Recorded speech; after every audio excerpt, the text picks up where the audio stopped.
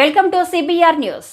Railway flyover bridge ప్రారంభించమంటే arrest చేస్తారా? గత కొన్ని నెలలుగా పూర్తయినప్పటికీ ప్రారంభానికి నోచుకోక ప్రజలు ఇబ్బందులు పడుతున్నారని బీఆర్ఎస్ నాయకుడు Kaushika Hari Basantnagar railway over bridge ని సందర్శించి వారం రోజులుగా ప్రారంభిస్తామని డిమాండ్ చేయగా నేడు ధర్నా కార్యక్రమానికి పిలుపునివ్వగా కార్మిక సంఘాల నేత కౌశిక హరన్నను ఉదయమే పోలీసులు ముందస్తు అరెస్ట్ చేశారు. కాగా ఆ పిలుపునందుకున్న బీఆర్ఎస్ పార్టీ కార్యకర్తలు ధర్నా నిర్వహించారు. పోలీసులు వారిని అరెస్ట్ చేసి అంతర్గం పోలీస్ స్టేషన్ కి తరలించడం జరిగింది.